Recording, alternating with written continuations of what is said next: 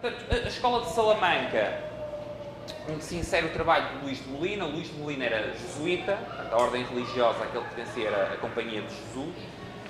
A maior parte destes autores pertenciam a companhias, portanto, a ordens religiosas. Aliás, neste período, normalmente quem se dedicava ao ensino e à investigação era quem estava em ordens religiosas, quer na Europa continental, quer no Reino Unido. No entanto, a Escola de Salamanca foi fundada por membros de outra ordem religiosa. Foi fundada por dominicanos. O autor que é normalmente considerado como fundador é um autor chamado Francisco de Vitória, que foi professor catedrático na Universidade de Salamanca e que é normalmente também considerado o fundador da disciplina de Direito Internacional. Porquê? Um dos aspectos, e aqui isto se relaciona com a questão aquele primeiro ponto que falei há pouco, a liberdade e dignidade de todos os indivíduos. Um aspecto, Vitória tratou de muitos aspectos, menos de aspectos económicos do que Molina, por isso é que eu escolhi Molina para as citações, mas tratou de muitas áreas, de direito, de filosofia, etc. E uma das áreas em que ele foi mais influente foi na reflexão sobre o relacionamento entre diferentes nações e entre pessoas de diferentes nações. E, na época, isso era bastante relevante porque Portugal e Espanha eram as duas principais potências a nível mundial e estavam, no período em que descobriram novos territórios, nomeadamente na América, mas não só, estavam-se relacionando com povos e culturas que eram completamente desconhecidas. E Vitória, Francisco de Vitória, uma das posições em que ele teve mais impacto defendendo, ele e depois seus discípulos, seus seguidores, foi a ideia de que os índios, no continente americano, tinham, pelo facto de serem seres humanos, de serem pessoas, mesmo não sendo cristãos, mesmo não sendo batizados, tinham, intrinsecamente, pela sua condição de pessoas, determinados direitos que, mesmo os espanhóis, mesmo os portugueses, teriam obrigação moral de respeitar. Isso, na altura, gerou grandes e sucessivas polémicas ao longo de décadas, sobre como deveria ser feita a colonização. E, do ponto de vista dos autores da Escola de Salamanca, e em termos práticos, o autor que ficou mais conhecido em termos de advocacia prática foi um padre chamado Bartolomé de Las Casas, que viveu entre Espanha e a América e fez grande trabalho de advocacia a favor dos direitos dos índios. A posição da Escola de Salamanca assentou nesta ideia de direitos individuais universais, ou talvez melhor, de obrigações universais perante indivíduos, independentemente da sua raça, independentemente da sua religião. Okay? Daqui decorria também, por exemplo, que os autores da Escola de Salamanca tinham geralmente, aqui não todos, mas tinham geralmente posições bastante favoráveis ao comércio livre. Ou seja, porque todos os indivíduos têm igual dignidade, não devem ser restringidas, em regra, interações voluntárias, relações comerciais entre eles. Não é uma posição unânime a todos os autores da Escola de Salamanca, mas é uma posição também que era muito mais comum em autores da Escola de Salamanca do que em outras correntes de pensamento da altura. Portanto, esta primeira geração de autores eram autores dominicanos, os dois principais, dois autores chamados Francisco de Vitória e Domingo de Soto. Uma segunda geração da escola, na segunda geração da escola predominaram autores jesuítas. A Companhia de Jesus foi formada, entretanto, no âmbito que ficou chamado como Contra-Reforma Católica, face à ascensão do protestantismo na Europa. E a Companhia de Jesus, os jesuítas, foram formados com uma forte vocação académica. Portanto, a ideia era refutar as teses dos protestantes. E então a segunda geração da Escola de Salamanca, onde se insere o autor que eu citei, Luís de Molina, e também Francisco Soares, e ainda um outro autor também bastante importante do ponto de vista dos antecedentes do liberalismo, que se chama Juan de Mariana, eram autores jesuítas. Já agora, por curiosidade, um dos principais, ou melhor, o principal instituto liberal espanhol, dirigido pelo professor Gabriel Calçada, chama-se Instituto Juan de Mariana. O nome do instituto se deve, acho que está muito bem escolhido, se deve precisamente a recordar e invocar as raízes ibéricas, no caso espanholas, do pensamento liberal clássico. Estes autores eram também autores que, na altura, apesar dos meios de transporte serem difíceis, tinham uma tradição circular entre universidades. Por exemplo, Francisco de Vitória, o fundador da escola, estudou em Paris e depois foi de Paris que ele veio para a Cátedra de Salamanca. Vários outros autores trabalharam ou estudaram entre universidades portuguesas, espanholas e depois também na América. Vários dos autores da Escola de Salamanca foram os fundadores das primeiras universidades, especial na América Latina.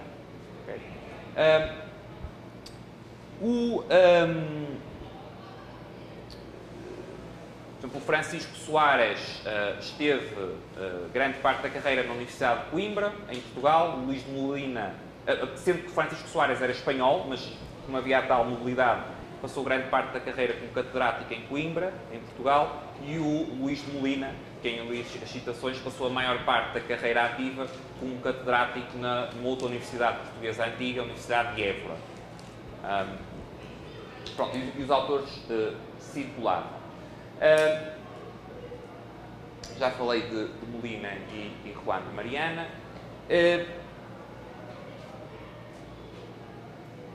Estes autores, apesar do declínio do escolasticismo, do método escolástico, portanto, apesar do método que eles utilizavam ter caído em desuso, e com o cair em desuso do método acabou por ser, acabou por se deitar fora o bebé com a água do banho, portanto, mesmo os contributos de valor que tinham aparecido no âmbito da escolástica acabaram por dizer, bem, isso é algo que está antiquado, é algo que está ultrapassado, é algo que é irrelevante, não é? Portanto, daí que depois no século, no caso da teoria subjetiva do valor, normalmente quem aprende economia aprende que foi no final do século XIX, na segunda metade do século XIX, que Menger, o fundador da escola austríaca, Givens e Walras, dois economistas neoclássicos, descobriram a teoria subjetiva do valor. Isso é verdade, porque de facto na altura toda a gente admitia que era a teoria objetiva do valor ou alguma forma de teoria objetiva do valor que valia, mas não é verdade que não tivesse havido autores, inclusive autores europeus, que tivessem escrito, publicado, as obras estavam disponíveis, ainda que não fossem lidas, trechos como o que vimos ali. Portanto, essas ideias caíram em larga medida em desuso, ainda que tenham, por algumas vias, influenciado, e daí também a consideração como antecedentes do liberalismo, ainda que tenham influenciado autores posteriores. Por exemplo, um autor muito importante em termos do justnaturalismo moderno é Hugo Grotius. E Hugo Grotius, não sendo um escolástico, foi um autor fortemente influenciado pela escolástica tardia e em particular por Francisco Soares. E, portanto, apesar do método ter caído em desuso e de muitas ideias fundamentais terem acabado por ser esquecidas até séculos mais tarde, ainda assim, o movimento da Escola de Salamanca não foi só algo esporádico, cujas ideias foram esquecidas até que foram, muito mais tarde, redescobertas e de forma independente por outros autores. Houve também uma linha de influência por via dos tais autores que estão na base da concepção moderna do direito natural, como Hugo Grotius, como Pufendorf, autores do centro da Europa, e que autores que, por sua vez, depois influenciaram também os autores como Adam Smith e como David Hume, que são os que normalmente são associados à fundação do liberalismo clássico. Portanto, isto não é há uma grande polémica dentro do meio sobre até que ponto a escolástica ibérica tardia teve ou não influência nesses autores. Eu não estou dizendo nem que teve grande influência, embora acho que teve alguma, nem que não teve nenhuma influência, portanto, foi algo completamente esquecido. O que eu estou dizendo é que, de facto, há ideias que foram esquecidas e só muito mais tarde redescobertas, o caso da teoria subjetiva do valor, ou, em termos que vimos sobre a teoria monetária, é um caso. O caso da teoria monetária ainda está para ser redescoberto por muitos economistas. Mas agora já não precisam só de ler Molina, podem ler alguns outros economistas contemporâneos, nomeadamente da escola austríaca, ou monetarista, vá lá.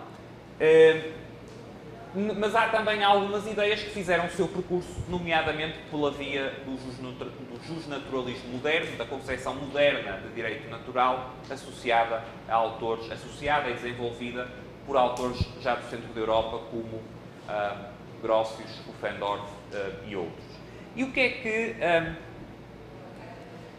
que caracteriza, então, de fundamental o justnaturalismo moderno, que já está fora do método escolástico, e que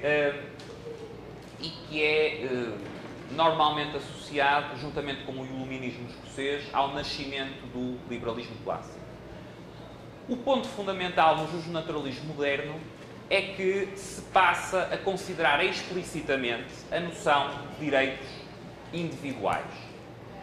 A teoria política, o pensamento político, a filosofia política, desde o tempo dos clássicos, trata de justiça, ou seja, de qual é a organização justa, o que é justo, trata do que em inglês chamamos right, what is right, mas não trata do que chamamos rights, não trata de direitos individuais, não trata explicitamente. Okay? Na escola de Salamanca, nos autores da escola de Salamanca, não há regra geral, uma consideração explícita de direitos individuais, ainda que haja, por vezes, uma tensão entre a noção clássica de justiça de direito e uma noção embrionária de que as pessoas têm direitos. Mas, ainda assim, mesmo quando se trata, por exemplo, de como deve ser feita a colonização, não há uma explicitação total da noção de direitos individuais dos índios. Há uma explicitação de quais são as obrigações do colonizador em termos de justiça, mas não enquadradas de forma totalmente explícita ou justificadas em termos de direitos individuais. O justnaturalismo moderno introduz esse elemento, não é? Ou seja, a filosofia política, a partir de Hobbes, de Locke e de todos esses autores, passa a ter como ponto central de discussão quais são os direitos dos indivíduos, quais são os direitos das pessoas. Okay? Mesmo em termos contemporâneos, não é? Portanto, nós continuamos basicamente neste movimento, a discussão contemporânea entre um liberal e, por exemplo, um socialista, em termos de filosofia política, é, em larga medida, sobre quais são os direitos que os indivíduos têm e como é que eles devem ser salvaguardados, como é que eles devem ser respeitados, que instituições é que você deve ter para salvaguardar esses direitos. Quando um social-democrata defende a intervenção do Estado na educação, em termos políticos, o argumento mais comum é enquadrar essa defesa em termos de um direito à educação. Portanto, de um direito individual à educação. Certo? Portanto, a discussão que temos hoje continua basicamente nesta linha de...